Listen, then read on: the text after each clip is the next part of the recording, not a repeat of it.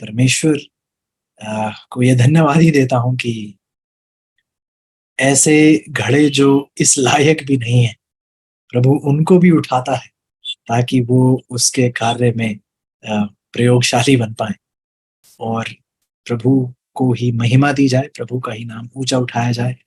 अ, जो कुछ भी भला है, शायद आप अब तक ये शब्द आपने भी रट लिए होंगे मेरे मुंह से सुनते हुए कि जो कुछ भी भला है सब परमेश्वर का ही है। जो कुछ बुरा दिखे या सुनाई दे वह सब मेरा है। जो कुछ भला दिखाई दे, अच्छा लगे, सुनाई दे, वह सब प्रभु का है। तो परमेश्वर की ही महिमा लगातार होती चली जाए। आइए एक बार फिर अपने स्वरों को झुकाएंगे और प्रार्थना के साथ आज के संदेश के लिए तैयार होंगे। आइए प्रार्थना करें। प्यारे परमेश्वर, धन्यवाद ही है प्रभु इस शब्द की आशीष के लिए। शुक्रगुजार है प्रभु आपकी इस महिमा और आपके इस प्रेम के लिए, आपकी दया और आपकी कृपा के लिए। और धन्यवाद ही है प्रभु कि आपने ये निश्चित रूप से तय किया है कि प्रभु आप एक भी ऐसी चीज जो हमारे उद्धार के लिए जरूरी है उसे आप अनदेखा नहीं रखेंगे। आप हर उस कार्य में परिश्रमी रूप से आगे बढ़ते चले जा रहे हैं। आप हर उस अनुभव में जुड़ रहे हैं ताकि आपके लोग बचाए जा सके। हर तरीके से आप अपने लोगों के बचाव के कार्य में लगे हुए हैं। और हम धन्यवादी हैं प्रभु कि आप जिस परमेश्वर का नाम पवित्रता के नाम के साथ है, जो परमेश्वर स्वयं पवित्रता है, वह परमेश्वर हम जैसे दुष्ट पापी मानव जाति के बचाव में प्रतिबद्ध है।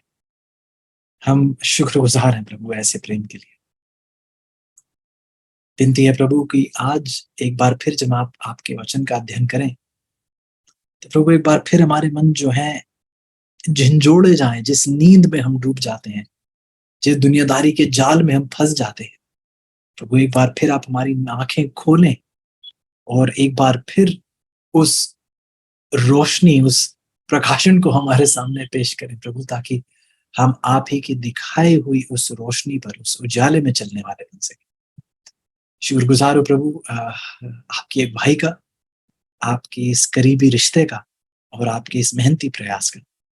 एक बार फिर प्रभु आज के संदेश में हमारी अगुवाई कीजिएगा। आज का संदेश बहुत ही गंभीर है, शायद चोट पहुंचे, लेकिन विनती है प्रभु की सच्चाई हमसे वंचित ना रहे। एक बार फिर प्रभु विनती है कि आप ऊंचे उठाए जाए। हमने विनती है कि प्रत्येक अजीजों तक आपका यह संदेश पहुंचे और सबके दिल सच्चाई के साथ और सच्चाई में खड़े होने के लिए दृढ़ पाए जाए, क्योंकि ये सब कुछ प्रभु हम आपके प्यारे बेटे प्रभु यीशु के नाम से मांगते हैं। आमीन आमीन। आप सबका स्वागत है अजीजों। और काफी हफ्तों से सबत की इस प्रार्थना सभा में हम खास तौर से हमारा ध्यान उस आयत पर है जिस आयत ने हमें बहुत कुछ अभी तक सिखाया, और उस एक ही आयत पर हम अध्ययन करते चले जा रहे हैं। और हम देखते हैं कि अभी भी ये अध्ययन खत्म नहीं हुआ है, और आज का जो पड़ाव, जिस पड़ाव पर हम आज कदम रखने जा रहे हैं, ये पड़ाव शायद सबसे ज्यादा शायद चोट पहुंचाएगा। शायद हम बहुत ही शायद सहमति भी ना जताएं, कुछ शायद सहमति भी ना जताएं जो कहा जाएगा आज, लेकिन विनती है कि परमेश्वर के शब्द के साथ सहमत रहिए। यदि मैं कुछ ऐसा कहूं जो आपको लगे गलत है तो उसे बिल्कुल बेदखल कर दीजिए, लेकिन यदि परमेश्वर के वचन है, यदि भविष्यवक्ता के द्वारा हमें वो सच्चाई दी जाती है, तो आइए उसे हम एक पल के लिए भी अनसुना या अनदेखा ना करें। तो कृपया प्रार्थना में रहिएगा।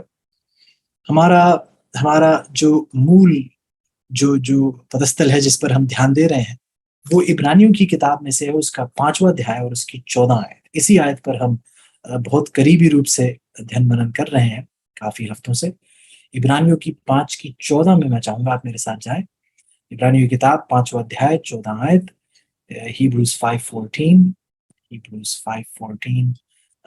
देखिए बाइबल यहाँ क्या कहती है। बहुत कुछ यहाँ सीखने के लिए है, और आइए इस और अपना ध्यान एक बार फिर लेके जाएंगे। इब्रानियों की 5 की 13 और 14। इब्रानियों की 5 की 13 और 14, Hebrews 5:13-14। बाइबल कहती है क्योंकि दूध पीने वाले बच्चे को तो धर्म के वचन की पहचान नहीं होती, क्योंकि वह बालक है, पर अन्न सयानों के लिए है, जिनके ज्ञानेंद्रिय अभ्यास करते करते भले बुरे में भेद करने के लिए पक्के हो गए। तो जो दूध पीने वाले बच्चे हैं, उन्हें धर्म के वचन की पहचान, उसकी गहराई से वह वाकिफ नहीं है, क्योंकि वह बालक है, अभी बच्चे हैं।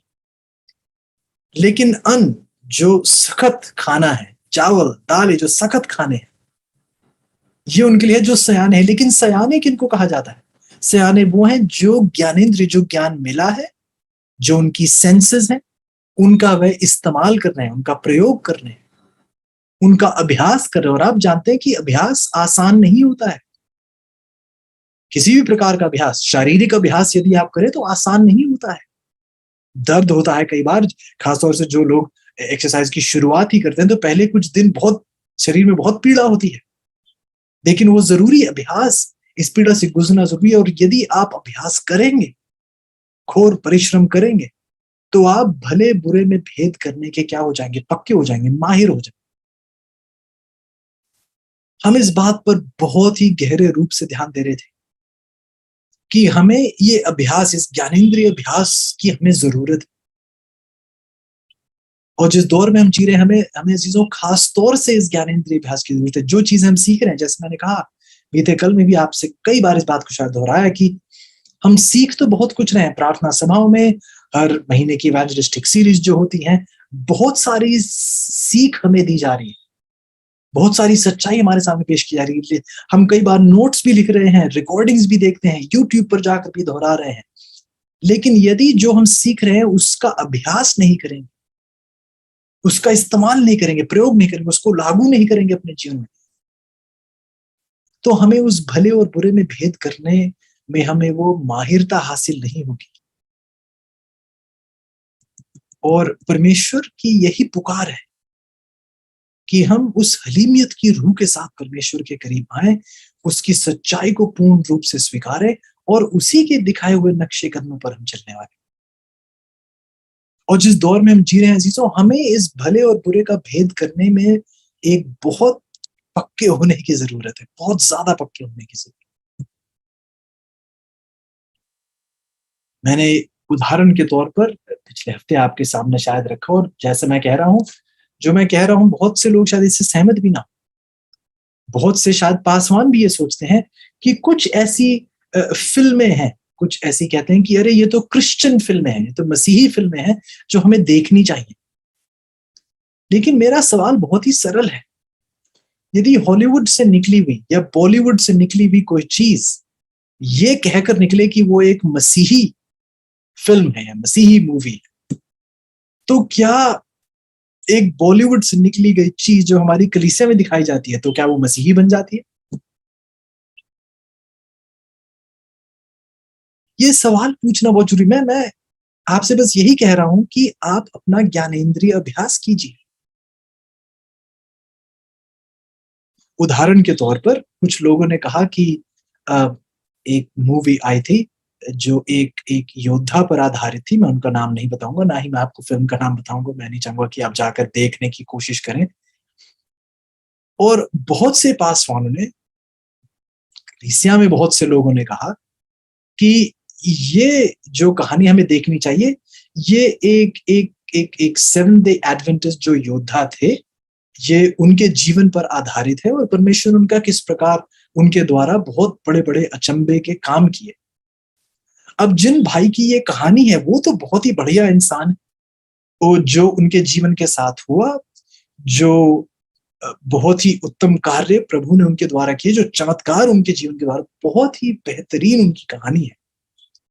लेकिन जब यही कहानी हॉलीवुड के हाथों में पड़ी, तो उन्होंने उनकी कहानी को लिया और उसमें, जैसा आम भाषा में कहते हैं, ऐसा मिर्च और मसाला उन्होंने डाला कि जो एक अच्छी भली पवित्र कहानी थी उसे अब मैला कर दिया गया। एक बार फिर मैं नहीं चाहूंगा कि आप जाके खुद परखें, और मैं आपको बस बता रहा हूं, और जो लोग शायद कहानी से वाकिफ है वो जानते होंगे मैं किस कहानी की बात कर रहा हूं। लोगों ने कहा कि हाँ, ये काफी कलीसिया में बहुत से लोगों ने कहा कि ये तो हाँ फिल्म सबको, सब सेवन डायमेंड्स को देखनी चाहिए, क्योंकि ये जो है हमारे एक अपने एक अजीज के जीवन पर आधारित, उनकी कहानी बहुत अच्छी, मैं उससे एक भी, उसका एक अंक या बिंदु भी मैं दूर नहीं कर रहा हूं, उनकी कहानी बहुत बेहतरीन है, उनका व्यक्तिगत जीवन, उनका जो जीवन का संदेश था बहुत ही बढ़िया। लेकिन ये कहानी जब हॉलीवुड के हाथों में पड़ी, और जो कहानी उन्होंने अब बनाई, और जो चीजें अब उस जिस चित्रण में वो चीजें डाली गई, जो चीजें दिखाई गई हैं उसमें, वो मैं नहीं मानता कि परमेश्वर की सीख के मुताबिक है, कि उससे परमेश्वर की महिमा हो रही। हाँ, काफी अच्छी भली बातें दिखाई गई, लेकिन उसी के साथ साथ ये वही बात है जहां अंधकार को रोशनी से मिलाने की कोशिश रहती है। और ये आप हॉलीवुड में अक्सर देखेंगे, बॉलीवुड में अक्सर आप ये चीज देखेंगे। कई लोग कहेंगे अरे हमें ये मूवी देखनी चाहिए क्योंकि इसमें ना बहुत बढ़िया, एक बहुत अच्छा सबक देते हैं, इस पिक्चर के अंत तक आप देखिए तो बहुत बढ़िया एक सबक मिलता है। कुछ अच्छी सीख होंगी, लेकिन उसके साथ वो जो अंधेरा जो साथ आपके जीवन में आता है, उसका क्या? और हम सोचते हैं कि हम इतने अकलमंद हो गए हैं। किसी और दिन आपके साथ साझा करूंगा ब्लैक एंड व्हाइट के शब्द। कुछ लोग अपने आप को इतना अकलमंद समझते हैं, कहते हैं कि अरे मैं देखूंगा लेकिन सिर्फ भली चीजें चुनकर रख लूंगा, बुरी चीजें नहीं रखूंगा। आपको क्या लगता है? आपको क्या लगता है, शैतान मूर्ख है? आपको सच में लगता है कि आप शैतान से ज्यादा अकलमंद हैं? आपको लगता है आप शैतान से ज्यादा देर रहे हैं इस पृथ्वी पर, या आप ज्यादा देर, उससे ज्यादा देर जीवित रहे हैं? हम उसके पैंतरों को नहीं पहचानते, हम उसके पैंतरों को नहीं पहचानते। बहन वाइट बताती है कि कई लोग हैं जो ऐसी पुस्तकें पढ़ना चाहते हैं, उनके समय पे पुस्तकें ज्यादा होती थी, उनके समय पे फिल्में वगैरह इतनी नहीं होती थी, तो पुस्तकों का उदाहरण देती है कि कई कहते हैं अजीज हैं जो ऐसे लेखकों की पुस्तकें पढ़ना चाहते हैं जो अविश्वासी हैं, ये सोच रखकर कि हम सिर्फ भली बातें उठाएंगे और जो बुरी बातें उनको नहीं देखेंगे। कहती है जब वो सोचते हैं कि वो इतने माहिर हैं, इतने अक्लमंद हैं, उन्हें ये नहीं पता होता, बस कहती है बल्कि सच्चाई तो ये कि शैतान उनके साथ खड़ा होता है, शैतान उनके साथ खड़ा होता है ऐसा करने, ऐसा करना शैतान के साथ हाथ मिलाना है। तो आइए जीसो हम ये खिलवाड़ ना करें। मैं क्या कहने की कोशिश कर रहा हूं, मैं कह रहा हूं कि यदि आपने अपना ज्ञानेंद्रिय अभ्यास नहीं किया, जो कुछ सीखा है यदि उसका अभ्यास नहीं किया, इस्तेमाल नहीं किया, तो आप ये भले और बुरे का भेद नहीं प्राप्त कर पाएंगे, नहीं प्राप्त कर पाएंगे।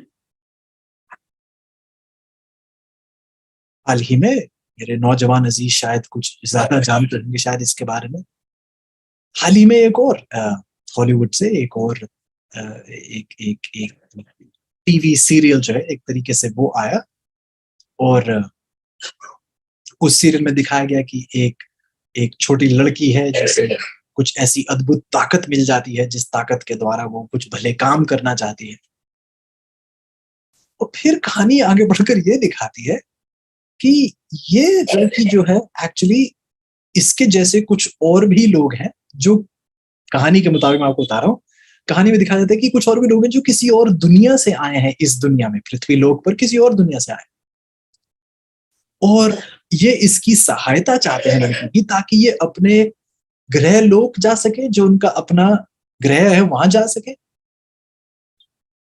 और जब वो पूछती है उनसे कि आप कहाँ से आए हैं, और पूछती कि आप हैं कौन, तो ये लोग उसे बताते हैं, कहते हैं कि हम सच में जिन हैं।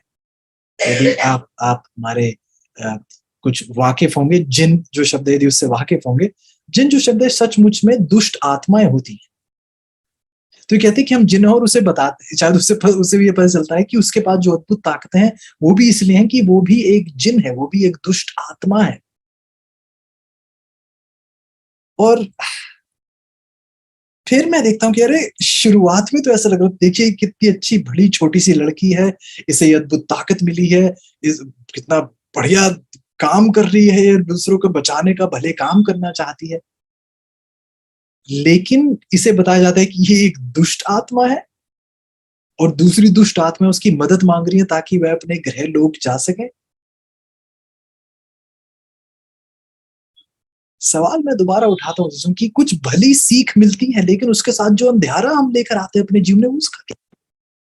मैं फिर से यही कहूंगा, क्योंकि हम ज्ञानेंद्रिय अभ्यास नहीं करते, हम अंधियारे को भी आने देते हैं ये सोचकर कि अरे भला देखिए कितना आ रहा है।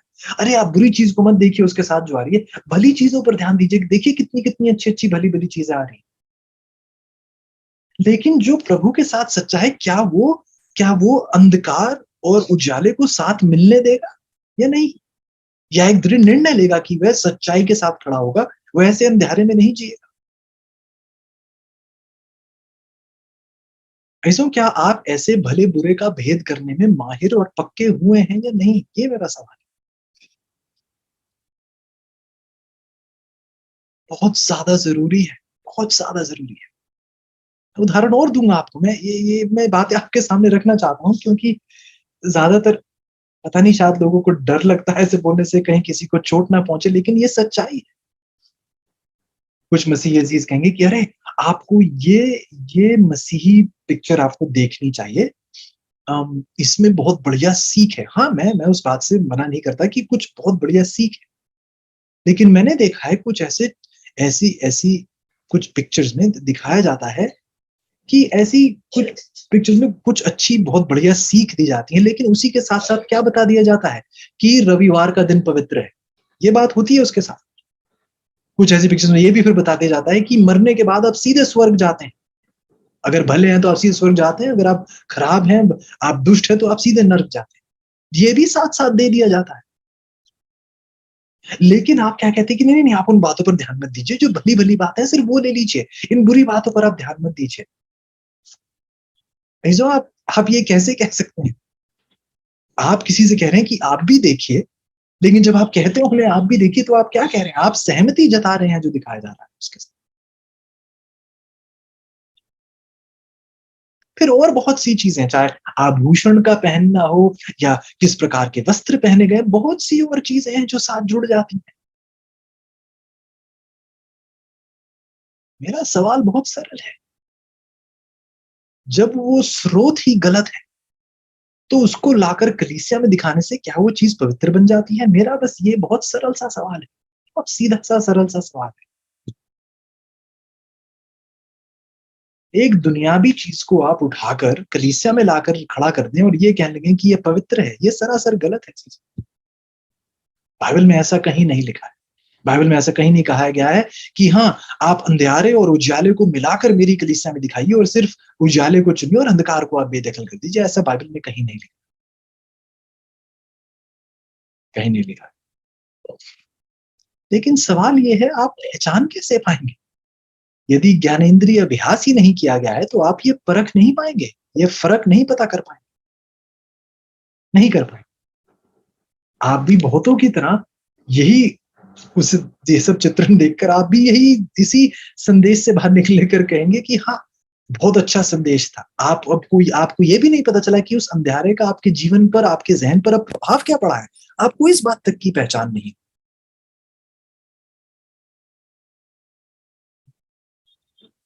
इसको आप शायद भूल जाते हैं, जैसा मैंने आपसे शायद पहले भी आपसे ज़िक्र किया था कि कुछ खाना केवल मुँह से ही नहीं जाता, हमारा दिमाग भी कुछ चीज़ें खाता है, हमारे कान भी कुछ चीज़ें खाती हैं, हमारी आँखें भी कुछ चीज़ें खाती हैं। तो जब आप कुछ ऐसे विचार अपने दिमाग को खिलाते हैं या कुछ आवाज़ें अपने कानों को सुनाते हैं या कुछ चीज़ें अपनी आँखों को दिखाते हैं, या आपकी आँखें इन चीज़ों का सेवन कर रही हैं। अगला सवाल मेरा ये है, जब आप अपने मुँह में कोई खाना डालते हैं, तो क्या आपका एक बारी मुँह में जब खाना चला जाता है, तो क्या आपका उस पर कोई दबदबा चलता है? क्या आप ये तय करते हैं कि अब खाना यहाँ जाएगा और अब खाना यहाँ जाएगा, यहाँ जाने से मैं खाने को रोक लूँगा या वहाँ जाने से मैं खाने को रोक लूँगा? नहीं कर पाते। ये फिर खाने को जहाँ जाना होता है, खाना वहाँ जाता है, ये आप नहीं तय करते हैं। आप उस खाने की सीमा नहीं तय करते हैं। आप सिर्फ ये तय करते हैं कि मुँह में क्या जा रहा है, एक बारी मुँह में चला जाए, फिर अंदर जाए, फिर आप नहीं तय कर पाते कि शरीर में कहाँ तक ये खाना जाएगा, आप नहीं तय कर पाते। मैं क्या कहने की कोशिश कर रहा हूँ? उसी प्रकार से जब आपके विचार जब आप कुछ ऐसे विचारों का सेवन करते हैं, अपनी आंखों से जब आप कुछ चीजों का सेवन करते हैं, तो एक बारी जब वो अंदर चली जाती हैं, तो आप फिर तय नहीं कर सकते कि वो कहां तक जाएंगी। क्या आप सुन रहे हैं मेरी बात को या नहीं? जब आपने अपनी आंखों के द्वारा कुछ ऐसी चीजों का, कुछ ऐसे चित्रों का सेवन किया है, फिर आप उसके बाद ये तय नहीं कर सकते कि आप उनका क्या करेंगे। आप ये नहीं कहते हाँ मैं देखा था लेकिन मैं उसे भूल जाऊंगा, मैं उसे बिल्कुल निकाल दूंगा। आप ये तो वही कहना हो गया कि मैंने कुछ खराब खा लिया और अब मैं अपने आप से ही मेरा शरीर उसे निकाल, ऐसे नहीं होता है। उसका असर कुछ होता है, वो कुछ चोट पहुंचा कर ही निकलेगा, बहुत गहरा प्रभाव डालकर निकलेगा। इसलिए यदि उस ज्ञानेंद्रिय अभ्यास का आपने अभ्यास नहीं किया है, जो ज्ञान मिला है उसका यदि अभ्यास नहीं किया है, तो आप भी परख नहीं पाएंगे क्या अंदर जाना चाहिए क्या नहीं। जैसा हमने कहा, पानी यदि मैं आपको मीठा नमकीन पानी दूं, आप कहें कि अरे चलो मिलाकर भी दीजिए, मीठा नमकीन दोनों मिलाकर भी दे दीजिए, तो शायद ऐसा पानी के साथ आप कर सकते हैं। लेकिन मसीही जीवन में आप ऐसा खिलवाड़ नहीं कर सकते। मुझे पता नहीं भाई कौन सा सही है क्या गलत, दोनों को मिला के दे दो, देख लूंगा कैसा होगा। मसीही जीवन में आप ऐसा खेल नहीं कर सकते हैं। मसीही जीवन में चुनाव करने से पहले आपको पता होना चाहिए, इतना ज्ञानेंद्रिय अभ्यास आपका होना चाहिए कि आपको पता हो क्या सही है क्या गलत। आप तैयार हो जाइए, जो मैं कहने जा रहा हूं बहुत कठिन है, जो मैं कहने जा रहा हूं बहुत कठिन है, और जैसा मैंने पहले कहा, शायद बहुत हानि, बहुत चोट भी पहुंचे जो मैं कहने जा रहा हूं, लेकिन ये सच्चाई है और इसको आपके सामने रखना बहुत जरूरी है। मैं पढ़ रहा हूं आपके सामने, ये मेरे शब्द नहीं, ये बहना एंड वाइट के शब्द हैं, गॉस्पेल वर्कर्स किताब, और मैं चाहूंगा कि आप इस पर गौर फरमाएं। देखिएगा, गॉस्पेल वर्कर्स किताब है, मैंने चैट बॉक्स में इसे रखा है, गॉस्पेल वर्कर्स पेज 150, 150 जो उसका पेज है, उस पर ये शब्द पाए जाते हैं, और मेरे साथ इन पर थोड़ा गौर कीजिए। देखिए क्या कहा जाता है, अंग्रेजी में है, मैं अनुवाद करने की कोशिश करूंगा। और यहाँ बताया जाता है, कहती हैं कि लोगों ने कुछ आर्ग्यूमेंट किया है, कुछ वाद विवाद किया है, जब तक कि पॉलिसी जो है वफादारी की जगह नहीं ले लेती। कई जगह कोई पॉलिसी बना देंगे और वो वफादारी की जगह ले लेती है, और वाद विवाद करते रहते हैं और वफादारी को अहमियत नहीं देते हैं। कोई पॉलिसी बनाकर कहते हैं कि नहीं पॉलिसी को हम फॉलो करेंगे, हम वफादारी को नहीं फॉलो करेंगे, ठीक है। फिर आगे कहती है कि इस प्रकार से पाप जो है, पाप को आजादी दी जाती है, पाप को जो है एक इजाजत दी जाती है कि वह बिना किसी रोक टोक के पाप आगे बढ़ता चला जाए। पाप की ना निंदा की जाती है, ना पाप की फटकार लगाई जाती है, पाप को बिना रोक टोक के, पाप को बिना किसी अड़चन के उसे आगे बढ़ने दिया जाता है। फिर वह सवाल पूछती हैं कि हमारी कलीसिया में, ध्यान से सुनिए, हमारी कलीसिया में एक बार फिर कब हमें सुनाई देगी वो आवाज, ध्यान से सुनिए, हमारी कलीसिया में हमें कब एक बार फिर सुनाई देगी वो आवाज, एक वफादार निंदा की आवाज। मैं सही शब्द ढूंढ, रिब्यूक जो शब्द है उसकी सही शब्द ढूंढने को, उसके कई अनुवाद हैं। फटकार कहीं जगह कहा जा रहा है, फटकार एक शब्द है, निंदा करना कहा जा रहा है, फटकारना कहा जा रहा है, डांटना कहा जा रहा है। शायद डांटना एक तरीके से सही शब्द होना चाहिए। और वह कहते हैं कि एक बार फिर कब हमारी कलीसिया में एक वफादारी से डांटने की आवाज हमें सुनाई देगी। डांटना केवल किसी को नीचा दिखाने के लिए नहीं, इसलिए निंदा शब्द भी पता नहीं शायद सही रूप से इस्तेमाल कर सकते हैं। डांटना किसी को नीचा दिखाने के लिए नहीं, डांटना सच्चाई को ऊंचा करने के लिए। ध्यान से सुन रहे हैं आप मेरी बात को? डांटना इसे नहीं क्योंकि मुझे आप पसंद नहीं है तो मैं आपको नीचे दिखाना चाह रहा हूं, नहीं, उस सीख को डांटना, उस सीख की निंदा करना, व्यक्ति की नहीं, उस सीख की निंदा करना जो दी जा रही कि ये गलत सीख है। सवाल पूछ रही हैं कि पाप को कई बार पनाह दी जाती है, इजाजत दी जाती है आगे बढ़ते चले जाने की, और वह सवाल पूछ रही हैं कि हमारी कलीसिया में कब वो दोबारा वफादारी की वो आवाज कब दोबारा हमें सुनाई देगी, जहां वफादारी से निंदा की जाएगी, जहां वफादारी से एक डांटा जाएगा, जहां वफादारी से जो है, जो बुराई है, जो पाप है, उसकी निंदा की जाए। कब ऐसी वफादारी की आवाज हमें एक बार फिर सुनाई दे।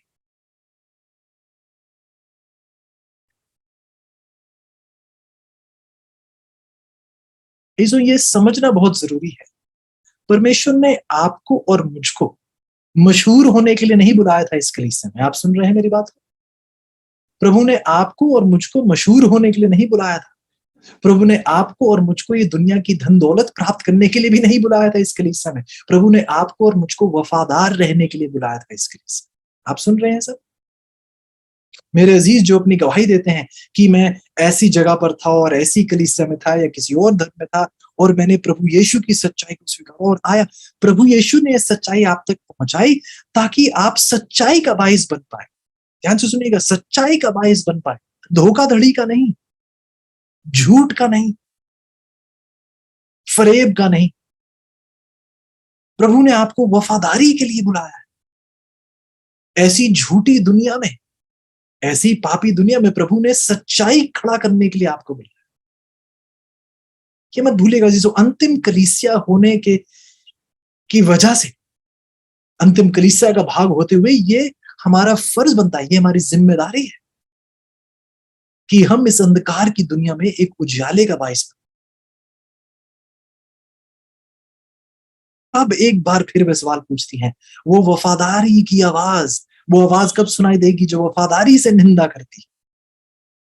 जो गलत है वह गलत है। किसी को नीचा नहीं दिखा, मैं दोबारा से इस बात को दोहरा रहा हूं, किसी को नीचा दिखाने के लिए नहीं, लेकिन झूठ की निंदा करने के लिए वो आवाज कब दोबारा सुनाई देगी? आवाज कब दोबारा सुनाई? आइएगा मेरे साथ, यहेजकेल की किताब है। उम्मीद करते हैं प्रभु हमें इजाजत दें कि आगे आने वाले दौर में इस विषय को हम और बहुत ज्यादा गहराई से पढ़ेंगे। लेकिन आइएगा मेरे साथ, यहेजकेल की किताब में जाइएगा और उसका 9वां अध्याय, यहेजकेल की किताब और उसका 9वां अध्याय एक बहुत ही अहम पहलू हमारे सामने रखता है जो अंतिम दौर से जुड़ा हुआ है। और यहाँ पर एक विनाश की बात की जाती है और मैं चाहूंगा कि आप मेरे साथ पढ़ें। यहेजकेल की किताब है और उसका 9वां अध्याय हम गहराई से किसी और दिन पढ़ने की कोशिश करेंगे। यहेजकेल की किताब 9वां अध्याय, और मैं चाहूंगा आप मेरे साथ देखिएगा। पहली आयत से पढ़ना शुरू करेंगे। फिर उसने मेरे कानों में ऊंचे शब्द से पुकार कर कहा, नगर के अधिकारियों, यहेजकेल की 9 की 1 से पढ़ रहा हूं मैं, पहली आयत से ही, एजेकियल 9:1। फिर उसने मेरे कानों में ऊंचे शब्द से पुकार कर कहा, नगर के अधिकारियों को अपने अपने हाथ में नाश करने का हथियार लिए हुए निकट लाओ। वो इस पर 6 पुरुष उत्तर की ओर ऊपरी फाटक के मार्ग से अपने अपने हाथ में घात करने का हथियार लिए हुए आए और उनके बीच सन का वस्त्र पहने, कमर में लिखने की दावात बांधे हुए एक और पुरुष था और वह सब भवन के भीतर जाकर पीतल की वेदी के पास खड़े हुए। ध्यान से सुनिएगा, अभी यहाँ बताया जाता है कि मंदिर में ये प्रवेश कर रहे हैं, भवन में जाकर ये पीतल की वेदी के पास खड़े हो रहे हैं, इनके हाथों में कुछ नाश के हथियार हैं। ध्यान से सुनिएगा, तीसरी आयत बताती है, इस्राएल के परमेश्वर का तेज करूबों पर से, जिनके ऊपर वह रहा करता था, भवन की डेवड़ी पर उठ आया था और उसने उस सन के वस्त्र पहने हुए पुरुष को जो कमर में दवात बांधे हुए था पुकारा। प्रभु यीशु, अब यहाँ बात क्या थी कि परमेश्वर का तेज, उसकी जो महिमा, उसकी जो मौजूदगी, जो करूबों पर से जो थी, जो महापवित्र स्थान में पाए जाते हैं, वहां से उठकर अब आती है और इस व्यक्ति को, जिसने सन के वस्त्र पहने हुए, ये जो पुरुष था जो कमर में दवात बांधे हुए था, इसको प्रभु ने पुकारा। ध्यान से सुनेगा, बहुत गौर से सुनेगा, चौथी आयत, यहोवा ने उससे कहा, इस यरूशलेम नगर के भीतर इधर उधर जाकर, कहां भेज रहा है? इस यरूशलेम में। यरूशलेम अन्य जातियों का घर नहीं है चीजों, यरूशलेम परमेश्वर के लोगों का घर है। ध्यान से सुनेगा इस बात को, बहुत जरूरी आयत है, बहुत जरूरी अध्याय है। तो इसे एक कार्य दिया जाता है। ये क्या कार्य है?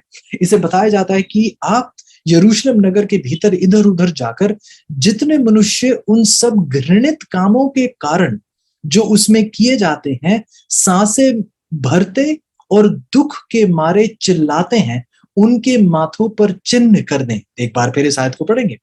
यहोवा ने उस व्यक्ति से क्या कहा कि आप यरूशलेम नगर के भीतर जाकर, इधर उधर जाकर, जितने मनुष्य आपको दिखाई दें जो यरूशलेम में जो घृणित काम हो रहे हैं उनके कारण, जो घृणित काम मनुष्य यरूशलेम में हो रहे हैं उनके कारण जो लोग सांसें भरते हैं और दुख के मारे चिल्लाते हैं, ये वो लोग हैं जो प्रभु के सामने चिल्ला रहे हैं, जो प्रभु से निवेदन कर रहे हैं, और जो पीड़ा उन्हें महसूस हो रही है यरूशलेम के बुरे कामों की वजह से, घृणित कामों की वजह से, उसकी वजह से ये परमेश्वर को पुकार रहे हैं, उसके सामने आहें भर रहे हैं।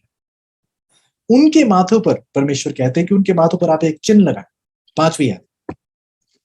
तब उसने मेरे सुनते हुए दूसरों से कहा, नगर में उनके पीछे पीछे चलकर मारते जाओ, किसी पर दया ना करना और ना कोमलता से काम करना। बहुत ही भयानक सा एक अध्याय है ये। 6ठी आयत। बूढ़े, युवा, कुंवारी, बाल बच्चे, स्त्रियां, सबको मारकर नाश करो, परंतु जिस किसी मनुष्य के माथे पर वह चिन्ह हो उसके निकट ना जाना, और मेरे पवित्र स्थान ही से आरंभ करो। और उन्होंने उन पुण्यों से आरंभ किया जो भवन के सामने। क्या आपने ध्यान से सुना? और इसमें ये भविष्यवाणी है, बाय द वे, यदि आप सोच रहे हो ये किसी बीते कल का इतिहास ही नहीं, ये भविष्यवाणी की जा रही है यहां पर कि अंतिम दौर में भी ऐसा होगा। और देखिए कि प्रभु की निंदा कहां से शुरू होती है? यरूशलेम से, परमेश्वर के लोगों से, परमेश्वर की कलीसिया से। प्रभु ने क्या कहा कि शुरुआत कहां से होगी? पवित्र स्थान से।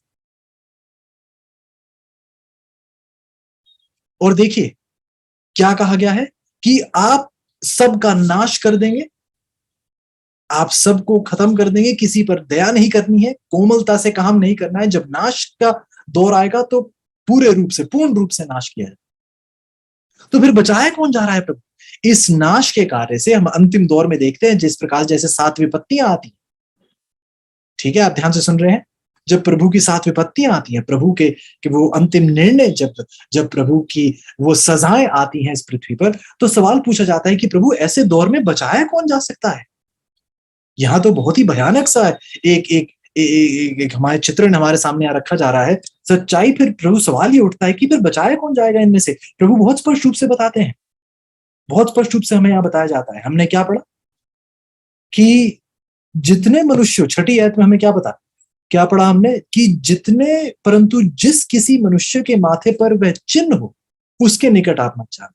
तो बचाए वो जा रहे हैं जिनके माथे पे पहले चिन्ह लगाया गया था, वो बचाए जा रहे हैं, बाकी सारे लोगों का नाश किया जा रहा है। सवाल यह है कि किन लोगों के माथे पर चिन्ह लगाया गया था? हमें दोबारा हम पढ़ते हैं 4थी आयत में कि यहोवा ने उससे कहा, इस यरूशलेम नगर के भीतर इधर उधर जाकर जितने मनुष्य उन सब घृणित वस्तु, उन सब घृणित कामों के कारण जो उसमें किए जाते हैं, सांसें भरते और दुख के मारे चिल्लाते हैं, उनके माथे पर आप चिन्ह कर।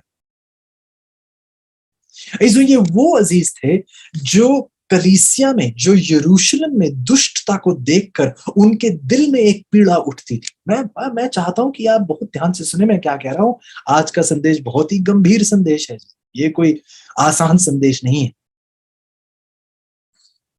बाइबल इस बात को स्पष्ट कर देती है कि अंतिम दौर में बचाए वही लोग जाएंगे जो कलीसिया की दुष्टता देखते हुए, कलीसिया में जो हो रहा है ये सब देखते हुए प्रभु के प्रति ऐसे आहें भर भर कर प्रभु के सामने एक प्रकार से चिल्ला रहे हैं, प्रभु के सामने अपनी पीड़ा पेश कर रहे हैं, जो पीड़ा कलीसिया के पाप देखकर उनके दिल में उत्पन्न होती है।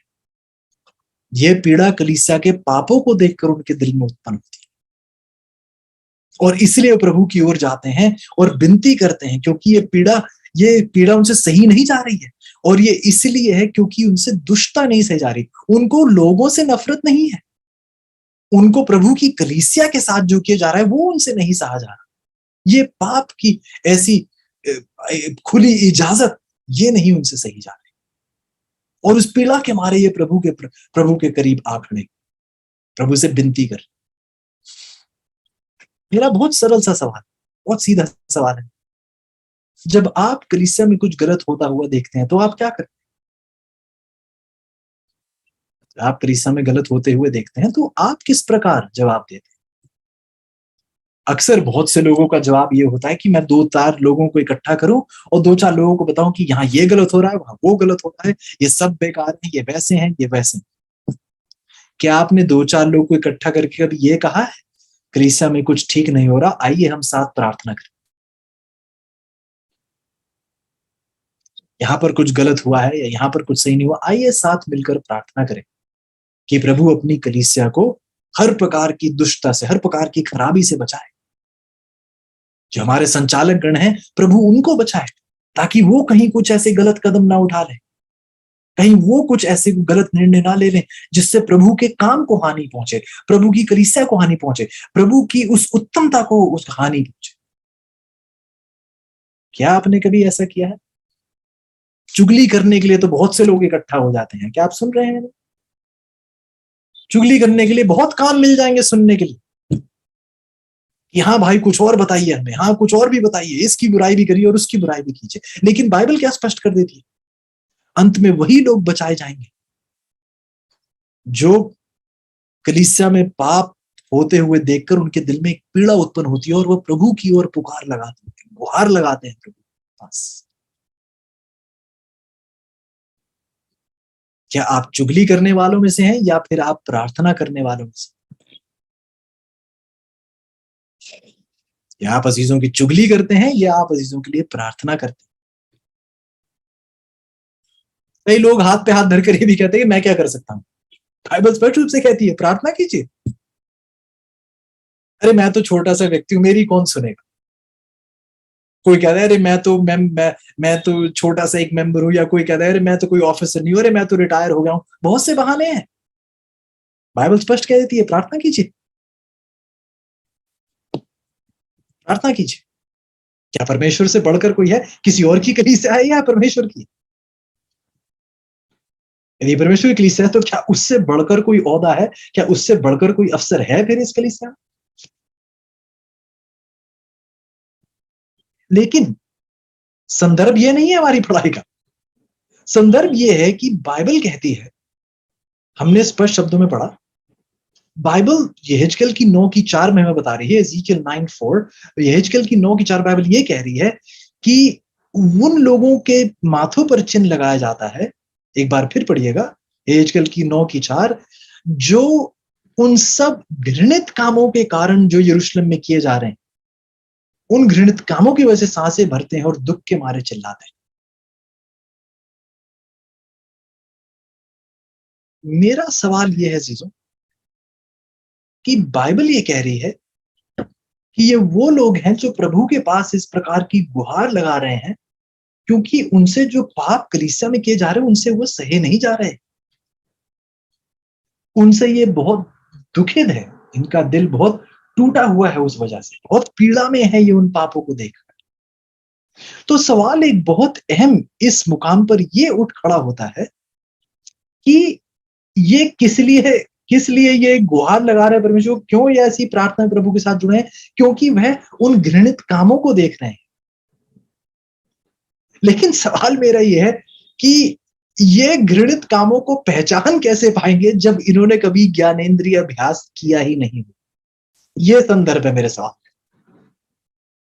ये आजकल की 9 की ये सब बातें हमने इसलिए पढ़ी, और बाकी भी चीजें बहुत ज्यादा गहराई से पढ़ने की जरूरत है, लेकिन संदर्भ के दायरे में यदि आप देखें तो मैं यही सवाल पूछना के लिए आपको मैं यहां तक लाया हूं कि ये लोग जो घृणित कामों को उन्होंने पहले पहचाना, भले और बुरे का उन्होंने भेद देखा, उन्हें ना किसी संचालक का डर था, उन्हें ना किसी और दुनिया का कहेगी, उन्हें किसी बात का डर नहीं था। उन्होंने जो देखा ज्ञानेंद्रिय अभ्यास की वजह से वह पहचान पाए कि ये सही है और ये गलत है, और वह प्रार्थना में प्रभु गए। वो चुगली करने किसी के पास नहीं गए, वह प्रार्थना में। अब ये भी समझिएगा कि यदि मैं किसी और से किसी व्यक्ति के बारे में कुछ बात बताता हूं तो उसके पीछे एक मकसद होना चाहिए। क्या मैं इसलिए बता रहा हूं क्योंकि मुझे पता है कि ये अजीज मेरे साथ मिलकर प्रार्थना करेंगे? क्या आप इसलिए बता रहे हैं या फिर आप सिर्फ चुगली करना चाहते हैं? क्या आप इसलिए बता रहे हैं? किसी भाई से आप बताते हैं कि अरे ऐसा कुछ हुआ है, मैं आपको बताना चाहता था। क्या आप इसलिए बता रहे हैं क्योंकि आप चुगली करना चाह रहे हैं, या फिर आप इसलिए कह रहे भाई मैंने ऐसा कुछ देखा था, आइए साथ प्रार्थना करते हैं इस विषय?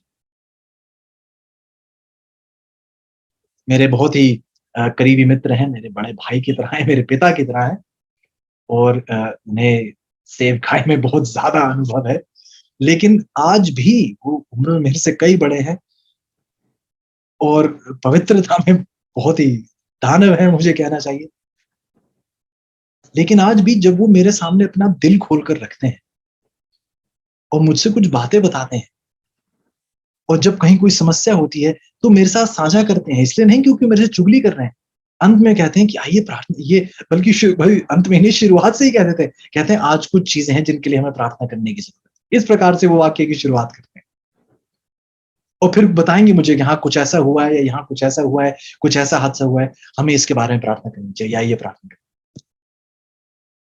और मैं बहुत आशीषित होता हूँ और मैं उन्हें धन्यवाद भी बोलता हूँ कि बहुत शुक्रिया, आपने मेरे साथ ये बात साझा की, और आइए हम प्रार्थना में, बहुत आशीषित एक एक माहौल होता है कि हम सिर्फ चुगली नहीं कर रहे हैं, हम उस विषय को प्रार्थना में लेकर आ रहे हैं। अजीजों, मेरा मेरा आपसे यही मेरी आपसे यही गुजारिश रहेगी, यदि आप किसी से प्रार्थना करने के लिए नहीं कह रहे हो उस विषय में, तो कृपया करके वो बात अपने तक ही सीमित रखिए।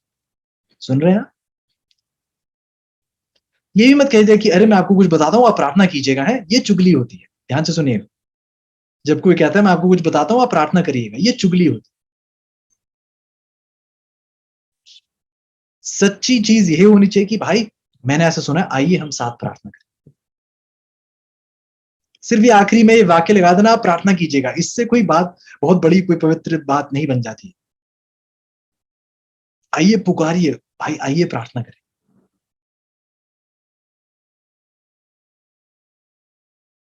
आइए प्रार्थना करें। मुझे लगता है ये ज्यादा बेहतर होगा, बल्कि मुझे कहना चाहिए ये ज्यादा बेहतर। यहीं तक ना छोड़ दें कि प्रार्थना करें, क्योंकि आप भी प्रार्थना कर रहे हैं, लेकिन आइए दूसरों को आमंत्रित कीजिए। और मैं आपको इस बात का वायदा देता हूँ, मैं, क्योंकि मेरा व्यक्तिगत अनुभव है, जब वो अजीज मेरे साथ साझा करते हैं और मेरे को ये बातें बताकर कहते हैं ये प्रार्थना करें, तो मैं बहुत आशीषित महसूस करता हूँ कि देखिए हमें कैसा आदर दिया है परमेश्वर ने, कि हम प्रभु के साथ एक मध्यस्थ बन सकते हैं किसी समस्या के।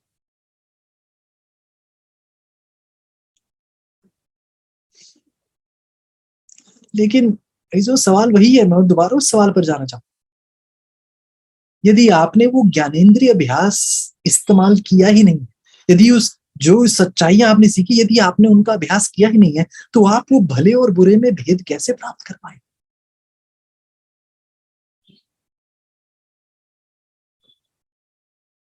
उम्मीद करता हूं कि ये बातें आप सुन रहे हैं,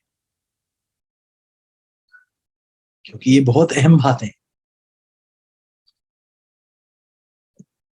बाइबल कहती है कि ये तो ऐसी पीड़ा में है कि सांसें भर रहे हैं, दुख के मारे चिल्ला रहे हैं, दर्द में है, पीड़ा में है, कुछ आंसू। अब आप कहेंगे अरे मुझे, मैं भी बचना चाहता हूं, तो मैं भी पीड़ा में तो आप कैसे, मुझे कहना चाहिए, आप पीड़ा की नकल नहीं कर सकते हैं। आप समझ रहे हैं ध्यान से? पीड़ा असली होती है, पीड़ा की नकल नहीं की जा सकती। और पीड़ा तभी होगी जहां दिल में पवित्रता होगी। पाप से पीड़ा, पाप को देखकर पीड़ा तभी उत्पन्न होगी जब आपके दिल में पवित्रता दृढ़ रूप से स्थापित होगी। जब प्रभु यीशु लोगों को पाप करते हुए देखते थे, तो उनके आंसू क्यों आ जाते थे? वो इतने इतने भावुक क्यों हो जाते थे? क्यों? क्योंकि उनमें पवित्रता भरी हुई थी, स्थापित थी। इसलिए वो सिर्फ उस कार्य को नहीं देख रहे थे, उस कार्य के अंजाम को भी देख रहे थे कि यदि ये व्यक्ति इस कार्य में जुड़ा रहा, तो मैं इसका अंजाम देख सकता हूं।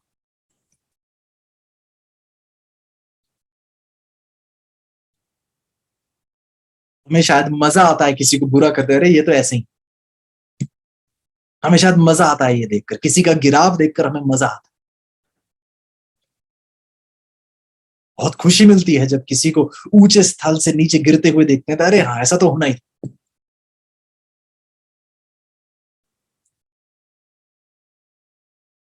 लेकिन प्रभु यीशु की आंखों में आंसू होते हैं, दिल में पीड़ा होती है, जब वे देखते हैं कि ये व्यक्ति यदि इस मार्ग पर चलता रहा, तो ये हमेशा के लिए अनंत अनंत काल से जुदा हो जाएगा।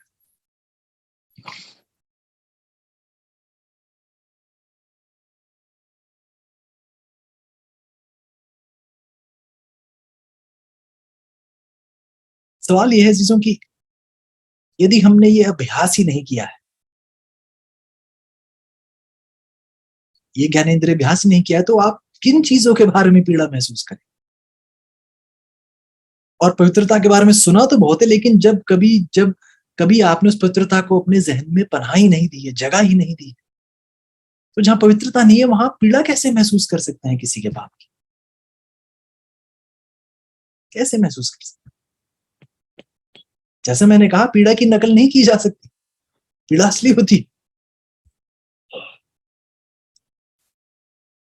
लेकिन आप और मैं कहां खड़े हैं इस मुकाम, इस विषय में आप और मैं कहां खड़े, कहां खड़े हैं आज आप? क्या हमें भी जिस प्रकार होता रहता है, हम भी बैठे रहते हैं, सुनते रहते हैं, कुछ गलत कहा जाता है, हम सुनते रहते हैं, फिर शायद कोई अध्यापक आता है या कोई पासवान आता है या कोई संचालक आता है और कहता है कि ये बात जो है ये घृणित चीज है, ये गलत चीज, तब आप कहते हो ओ अच्छा ये गलत चीज है, मुझे नहीं पता।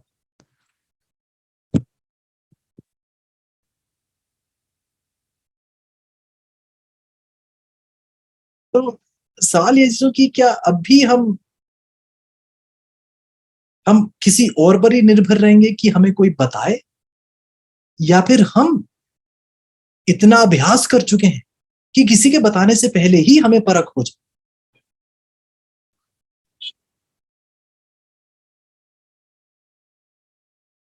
क्या हमने इतना बाइबल में अभ्यास किया है, सच्चाई जो हमें दी गई है, क्या हमने उसका इतना अभ्यास किया है कि बात सुनते ही पता चल जाए कि ये बाइबल के मुताबिक नहीं है? क्या हमने इतना अभ्यास किया है?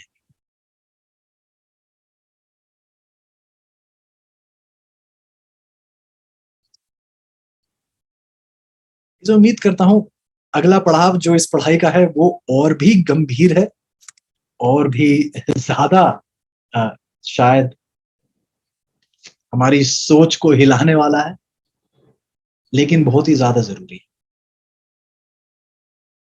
चाहूंगा कि उसके बारे में थोड़ा सा वर्णन आज किया जाए, क्योंकि हमें उस ज्ञानेंद्रिय अभ्यास की जरूरत है, और मैं उम्मीद करता हूं कि इसकी जरूरत आपको महसूस होगी। आइए एक और कोट के साथ आज अंत करेंगे।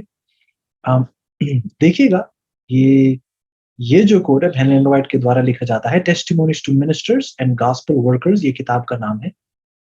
इसमें मैं चाहता हूं कि इन बहुत ही ज्यादा अहम शब्दों को सुनेगा, और ये शायद आप, जैसे मैंने कहा, आप शायद इनसे सहमत ना हो, या आप शायद बहुत डर जाए ये बातें सुनकर, लेकिन देखिए क्या लिखती, कहती हैं कि बहुत से हमारे पुलपिट पर, आपके चैट बॉक्स में मैंने रखा है, अंग्रेजी में लिखा है, अनुवाद करने की कोशिश करूंगा। कहती हैं कि बहुत से लोग जो है हमारे पुलपिट पर खड़े होंगे, और कहती हैं उनके हाथ में झूठी भविष्यवाणी की मशाल उनके हाथों में होगी। बहुत से लोग हमारे पुलपिट्स पर खड़े होंगे जिनके हाथों में झूठी भविष्यवाणी की मशाल होगी, और ये मशाल को आग कहां से लगाई गई है? ये मशाल को आग उस शैतान की नरकीय मशाल से उन्होंने इस आग को लिया है। सुन रहे हैं? उनकी इस झूठी भविष्यवाणी की जो मशाल है, उसको आग उस शैतान की मशाल ने दी है। उस शैतान की नरकीय मशाल जो है, हेलिश टॉर्च जो उसकी मशाल से इन्होंने वो आग ली। और ये किसी अन्य जाति से नहीं कह रही, ये परमेश्वर के लोगों से कह रही है, परमेश्वर की अंतिम कलीसिया से बात कर रही है। कह रही है कि बहुत से लोग आपके पुलपिट पर खड़े होंगे जिनके हाथों में झूठी भविष्यवाणी की मशाल होगी। मैं ये क्यों आपके सामने रख रहा हूं? ये मैं इसलिए रख रहा हूं चीजों, सिर्फ इसलिए क्योंकि कोई पुलपिट पर खड़ा है, वो खुदा नहीं है व्यक्ति। मैं चाहता हूं कि इस बात को आप समझें, पुलपिट पर खड़े होने वाले भी इंसान ही होते हैं। आपको और मेरे को इतना ज्ञानेंद्रिय अभ्यास करना चाहिए कि जो बताया जा रहा है हम बाइबल से उसे उसे बाइबल से उसकी तुलना कर कर ये जान पाए कि क्या ये सत्य है भी या नहीं, क्या ये बाइबल की सच्चाई है भी या नहीं। ये मैं चाहता हूं कि आप इस बात को परखें, इस बात को गंभीरता से लें, कि बहुत से लोग सिर्फ इसलिए, ऐसा ना हो कि क्योंकि हमारी कलीसिया में है और पुलपिट पे है सब कुछ सच है। ये जरूरी नहीं है। ये जरूरी नहीं है। क्योंकि निराशा की बात शायद पता क्या है अजीजों, शायद कई लोग ऐसे भी हैं जिन्हें हमारी कलीसिया में बोलने से पहले उन्हें कहीं और अन्य जाति के दरवाजे पर खटखटाना पड़ता है कोई संदेश प्राप्त करने के लिए, ताकि वे हमारे सामने पेश कर पाए। क्या आप ध्यान से सुन, वह किसी और की बातें सुन रहे हैं जो इस कलीसिया का है भी नहीं, जिसके पास सबद की सच्चाई, इन अंतिम सच्चाइयों की समझ भी नहीं है। उनके संदेशों को उठाकर इस कलीसिया में पेश किया जा रहा है।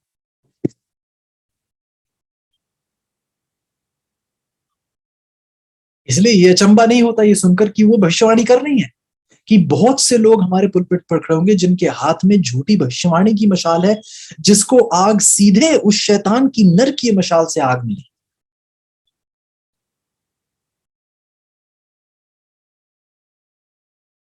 आज का संदेश यीशु आप सबके लिए एक पुकार है, मेरी दिली पुकार है आप सबके लिए कि आप वक्ताओं का और पासवानों का देवता बनाना छोड़ दें। ये मेरी आपसे दिली विनती। बहुत से लोग वक्ताओं का और प्रचारकों का एक देवी देवता उन्हें बना देते, ऐसा नहीं है। हर चीज जो कही जा रही है, चाहे वो सबत के दिन ही क्यों ना कही जा रही हो, प्रार्थना सभा में ही क्यों ना कही जा रही हो, मेरे द्वारा क्यों ना कही जा रही हो, हर बात को आप बाइबल से उसकी तुलना कर उसे परखिए, जांचिए कि क्या ये बाइबल के मुताबिक है भी या नहीं, क्या ये बाइबल के मुताबिक है भी या नहीं, क्या ये सच्चाई है नहीं। जो ज्ञान आपने प्राप्त किया उसका अभ्यास कीजिए, क्योंकि ज्ञानेंद्रिय अभ्यास के द्वारा ही आप पक्के हो पाएंगे, भले और बुरे का भेद आप प्राप्त कर पाएंगे, उसका अंतर परखने में आप माहिर हो पाएंगे। ये अभ्यास एक आसान कार्य नहीं। तो मेरी आप सबसे यही गुजारिश है कि जो कुछ हम सीख रहे हैं, आइए उसका अभ्यास करें, उसका इस्तेमाल करें, उसको अपने जीवन में लागू करें, और बार बार बाइबल से इसकी तुलना कर देखें कि जो कहा जा रहा है क्या ये बाइबल के मुताबिक भी है या नहीं, क्या ये सचमुच में परमेश्वर की हकीकत, उसकी सच्चाई, उसकी सीख है भी या नहीं। आइए जीजो, जहां सच नहीं कहा जा रहा है, आइए वहां पर एक आवाज सुनाई दे जो वफादारी से, जो झूठ है, जो गलत है, उसकी निंदा करे, व्यक्ति की निंदा नहीं, जो गलत है उस चीज की निंदा करे। बहुत जरूरी है। अक्सर जहां गलत कहा जा रहा है, अच्छे सुनेगा, इसका मतलब ये नहीं कि कई बार आप वहीं पे कलीसिया के बीचों बीच खड़े होकर किसी को डांटना शुरू कर दे, नहीं। जब कोई संदेश खत्म होता है, आप भाई या उस बहन को साथ अकेले में ले जाकर उनसे बताइए कि बाइबल मैंने कुछ ऐसा पढ़ा है, आप कुछ ऐसा बोल रहे थे, आप क्या मुझे समझाएंगे। आप उनकी ओर उंगलियां नहीं उठा रहे, उनको नीचा नहीं दिखा रहे हैं। आप कह रहे हैं कि बाइबल में मैंने कुछ ऐसा पढ़ा था, आप कुछ ऐसा बता रहे थे, कि आप मुझे समझा पाएंगे कि इन दोनों आयतों का क्या रिश्ता है, क्यों ऐसा आपने कहा और यहाँ ऐसा है, कुछ और समझाएंगे आप मुझे। बातचीत कीजिए, सच्चाई को उभरने दीजिए, सच्चाई की महिमा होने दीजिए, आपकी नहीं। आपकी बढ़ाई नहीं होनी चाहिए, किसी और की निंदा नहीं होनी चाहिए, सच्चाई की बढ़ाई होनी चाहिए, ताकि फिर अगले सबत या अगली सभा के दौरान एक और बढ़िया सच्चाई को पेश किया जाए। अजीजों में इतनी हलीमियत होगी कैसे कि मैं गलत था और ये सच्चाई। मैं उम्मीद करता हूं अजीजों कि हम इन बातों को हल्के में नहीं लेंगे। उम्मीद करता हूं कि हम इन बातों को अनदेखा नहीं करेंगे। आइए हम वफादार बनेंगे, और वफादारी और हलीमियत से, वफादार होने का मतलब ये नहीं कि हम घमंडी बन जाएं। वफादार होने का मतलब है कि हम हलीमियत की रूह रखते हुए सच्चाई के साथ खड़े, झूठ की निंदा हो और प्रभु यीशु की महिमा। यदि आपकी इच्छा है इस अभ्यास में, इस ज्ञानेंद्रिय अभ्यास में आप जुड़ना चाहते हैं, तो आइएगा, यदि हो सके तो एक बार फिर अपने घुटनों के बनाएंगे और प्रार्थना करेंगे। आइए प्रार्थना।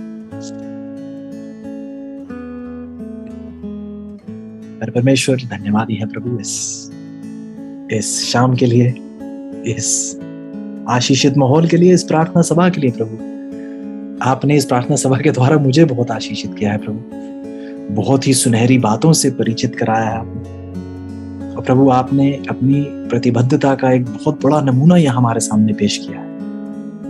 बार बार आपने अपने चीजों को इकट्ठा किया है, हमने गहरी बातों पर अध्ययन मनन किया है, प्रभु बहुत ही आशीष प्राप्त की है और हम दिल से शुक्रगुजार हैं प्रभु आपके। आइए प्रभु विनती करते हैं कि आप हम में ऐसी पवित्रता, हमारे जीवन में ऐसी पवित्रता भरी हो, ऐसी पवित्रता का हम सेवन करें कि प्रभु हमारे दिल में भी पीड़ा उठे पाप को देखकर, हमें भी वो पीड़ा का एहसास हो, भले बुरे का भेद हो, ज्ञानेंद्रिय अभ्यास हमारे जीवन में, ताकि प्रभु हम सही ढंग से परख पाए सच और गलत क्या है। विनती है प्यार प्रभु, मेरे अजीजों के साथ रहिएगा, हर एक की मदद कीजिएगा, हर एक को अपने साथ दृढ़ रहने की ताकत, हिम्मत, सामर्थ्य दीजिएगा प्रभु। विनती है कि हम सबको आप अपने आगमन के लिए तैयार कीजिएगा प्रभु, क्योंकि ये सब कुछ हम आपके प्यारे बेटे प्रभु यीशु मसीह के नाम से मांगते हैं, आमीन।